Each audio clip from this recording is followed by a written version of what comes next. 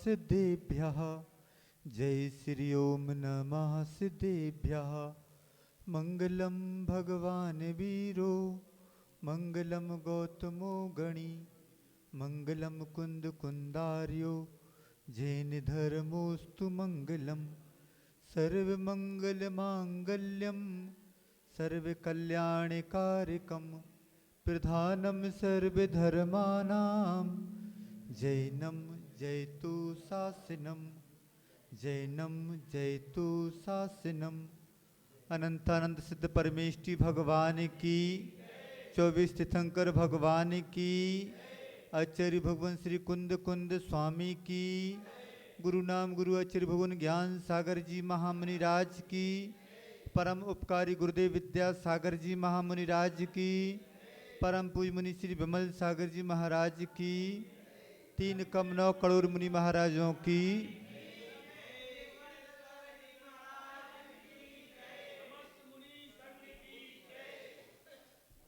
एक शब्द आता है इंग्लिश में, आई वॉन्ट पीस।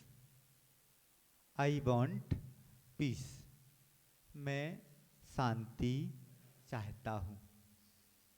हर व्यक्ति शांति चाहता है, परंतु शांति के काम नहीं होते हैं। इस अपेक्षा से कहा जा सकता है कि आदमी ऊपर ऊपर शांति चाह रहा है, अंदर से शांति चाह ही नहीं रहा है। संसार में जितने भी प्राणी हैं, चाहे वह त्रिंच गति के जीव हों, चाहे वह नरक गति के जीव हों, चाहे वह देवगति के जीव हों अथवा मनुष्य गति के जीव हों, सभी जीव शांति चाहते हैं। शांति चाहना और शांति के काम करके शांति को प्राप्त हो जाना बहुत अंतर हो जाया करता है। यदि हम ऊपरी ऊपरी शांति चाहें और शांति के काम ना करें तो क्या हमें शांति प्राप्त हो सकती है? नहीं, हमें शांति प्राप्त नहीं हो सकती। आचार्यों ने कहा है शांति 2 प्रकार की होती है, एक तात्कालिक शांति और एक त्रकालिक शांति, या अपन बोल सकते हैं आत्मिक शांति। जब तक हमारे जीवन में तात्कालिक शांति भी नहीं हो, त्रकालिक शांति की बात छोड़ो, तब तक हम जो सुख प्राप्त करना चाहते हैं उस सुख को प्राप्त नहीं कर पाते। आज के समय में व्यक्ति सुख के साधन जोड़ रहा है, परंतु उनसे सुख की प्राप्ति नहीं हो पा रही है। क्यों नहीं हो पा रही है? क्योंकि उसके जीवन में शांति नहीं है। जब तक हमारे जीवन में शांति नहीं रहेगी, कितनी भी क्रिया क्यों ना कर ली जाएं, एक बुंदेलखंड में कहावत आती है, रात भर पीसो और पारे में उठाओ। बस वही हो रहा है हमारे साथ कि रात भर पीसो और पारे में उठाओ। जितनी क्रियाएं हो रही हैं सुख सुख सुख के लिए हो रही हैं, सुख शांति प्राप्त करने के लिए हो रही हैं, परंतु हाथ में क्या आ रहा है? हाथ में कुछ भी नहीं आ रहा है। यदि हमें शांति प्राप्त करना है तो हम कहाँ जाएं? आप लोगों को शांति प्राप्त करनी है, इसलिए अजितनाथ भगवान के दरबार में आप लोग आ गए। अब यहाँ पर आए और यहाँ से चले जाओगे, फिर उसी राग रंग में रम गए तो क्या शांति प्राप्त होगी? नहीं। शांति प्राप्त करना है तो शांति है कहाँ? तो कहा जाता है शांति हमारे अंदर विराजमान है। अब हम बाह्य साधनों में शांति ढूंढें और शांति अंदर हो तो हमारी स्थिति तो ऐसी है कि एक व्यक्ति ट्रेन में जा रहा था और बहुत रो रहा था। बाजू में एक दादी माँ बैठी हुई थी। उन्होंने सोचा कि कोई दुख आ गया है, इसलिए वह व्यक्ति रो रहा है। दादी माँ का प्रेम जैसा होता है ना, दादी माँ वैसे ही प्रेम उड़ेल रही हैं उस बच्चे के ऊपर, उसको समझा रही हैं, क्या हो गया बेटा, परंतु वह व्यक्ति रोए जा रहा है, रोए जा रहा है, किसी बात को समझ में नहीं आ रही उसको। तो दादी माँ को लगता है बहुत बड़ा कष्ट आ गया होगा इसके ऊपर, तभी यह रो रहा है। तो जैसे ही दादी माँ ने कुछ उसको सांत्वना दी, वह व्यक्ति कुछ शांत सा हुआ, बोला बेटा, दादी बोलती है क्या बात है? बोलता है कि मैं दूसरी ट्रेन में चढ़ गया हूँ, मैं दूसरी ट्रेन में चढ़ गया हूँ। तो दादी माँ ने कहा कि इसमें कौन सी बताएं अचंभे वाली बात है, रोने वाली बात है। आगे स्टेशन पर उतर जाना और वापस दूसरी ट्रेन में चढ़ जाना, अपने गंतव्य पर जिस ओर जाना है उस ओर तुम पहुंच जाओगे। वह व्यक्ति फिर रोने लगता है। दादी माँ बोलती है क्या बात हो गया, हो गई? तो वह व्यक्ति बोलता है मैं बहुत आगे से इसी बात को सोच रहा हूँ कि ट्रेन से उतर जाऊंगा और दूसरी ट्रेन में चढ़ जाऊंगा, परंतु यहाँ पर हमारे लिए सीट मिल गई है, सब व्यवस्था मिल गई हैं, आगे ट्रेन में कुछ व्यवस्था मिलेगी या ना मिलेगी, ये सोच सोच कर मैं इस ट्रेन से नहीं उतर पा रहा हूँ। अब ऐसी स्थिति हमारी कुछ तुम्हारी है कि जो ट्रेन हमें प्राप्त करनी है, जिस ट्रेन से हम अपने गंतव्य की ओर जा सकते हैं, उस ट्रेन पर तो हम चढ़े नहीं हैं, और दूसरी ट्रेन जो विपरीत दिशा में जा रही है उस ट्रेन पर हम चढ़ चुके हैं। अब सोचो कि क्या हमें शांति मिलेगी? नहीं, ऐसी अवस्था में हमें शांति प्राप्त नहीं हो पाएगी।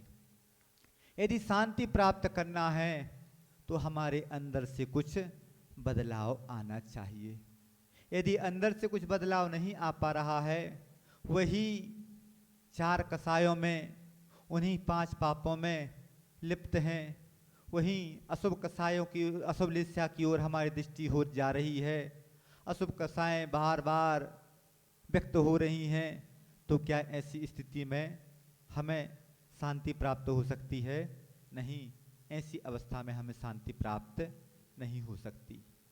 एक बाबा जी थे, उनका नाम था शांति प्रसाद। क्या नाम था? शांति प्रसाद। परंतु बात बात पर उनको गुस्सा आ जाया करती थी। एक व्यक्ति आके बोलता है कि क्यों बाबा जी, आपका नाम क्या है? तो बाबा जी बोलते हैं कि मेरा नाम शांति प्रसाद है। वह व्यक्ति 2-4 मिनट बाद फिर पूछता है क्यों बाबा जी, आपका नाम क्या है? तो थोड़े गर्म होकर बोलते, सुना नहीं, मैंने बता दिया, मेरा नाम शांति प्रसाद है। 5-10 मिनट बाद फिर वह व्यक्ति पूछता है क्यों बाबा जी, आपका नाम क्या है? मैं भूल गया। तो बस बाबा जी आंखें लाल करते हुए बोलते हैं कि एक बार सुना नहीं, मेरा नाम शांति प्रसाद है। तो वह व्यक्ति बोलता है कि बाबा जी आपका नाम शांति प्रसाद होगा, परंतु अभी तो आप ज्वाला प्रसाद बने हुए हैं। बस ऐसी स्थिति हमारी है कि हमें अपने विचारों पर, अपनी क्रियाओं पर यदि ध्यान नहीं दिया तो हम भी शांति प्रसाद से ज्वाला प्रसाद बन जाएंगे। अब हम अपने अंदर क्या परिवर्तन लाएं कि हम शांति प्रसाद से शांति प्रसाद बने रहें? शांति हमारे अंदर है, परंतु यह शांति प्राप्त होगी कैसे होगी? जो व्यक्ति जितना जागृत रहेगा उस व्यक्ति को उतनी ही जल्दी शांति की प्राप्ति हो जाएगी। हमें अपनी प्रत्येक क्रियाओं पर ध्यान देना है कि क्या हमारी वह क्रिया शांति की ओर जा रही है या अशांति की ओर जा रही है। यदि हमारी वह क्रिया शांति के लिए हो रही है तो हम अपने आप उस अंदर से शांति को प्राप्त कर सकते हैं, और यदि हमारी वह क्रिया अशांति को लेकर हो रही है तो ऐसी क्रिया क्यों हो रही है, इस ओर यदि हम देख लें तो बहुत कुछ हम उस शांति को प्राप्त कर सकते हैं। हमारे जीवन का एकमात्र लक्ष्य हो कि मुझे शांति प्राप्त करनी है। जिस व्यक्ति का ऐसा लक्ष्य होगा कि मुझे शांति प्राप्त करनी है, कहा जाता है कि कहूँ न सुख संसार में, सब जग देखो छान। यह बात किसके लिए की जा रही है? यह बात उस व्यक्ति के लिए की जा रही है कि जो चार संज्ञाओं के वशीभूत हो गया है, परिग्रह के पीछे भाग रहा है, क्रोध मान माया लोभ में लिप्त है। उस व्यक्ति को कभी भी कहीं पर भी संसार में सुख की प्राप्ति नहीं हो सकती। यदि हम अपने आप में संतुष्ट हैं, अपनी इच्छाओं का दमन कर रहे हैं, किसी व्यक्ति के प्रति किसी प्रकार की ईर्ष्या भाव नहीं है, द्वेष भाव नहीं है, तो यह सब कैसे? हमारे अंदर की ही विचारधारा से ऐसा बात बनती है।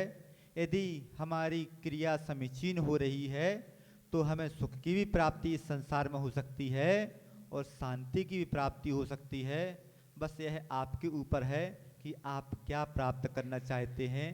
शांति प्राप्त करना आपके हाथ में है और अशांति प्राप्त करना भी आपके हाथ में है। तो जो यह सूत्र है आई वॉन्ट पीस, यदि हमारे जीवन में उतर जाए तो शांति कहीं बाहर नहीं है, हमारे अंदर ही है। आपको यह शांति की प्राप्ति हो, इसी भावना के साथ अहिंसा परमो धर्म की जावाणी के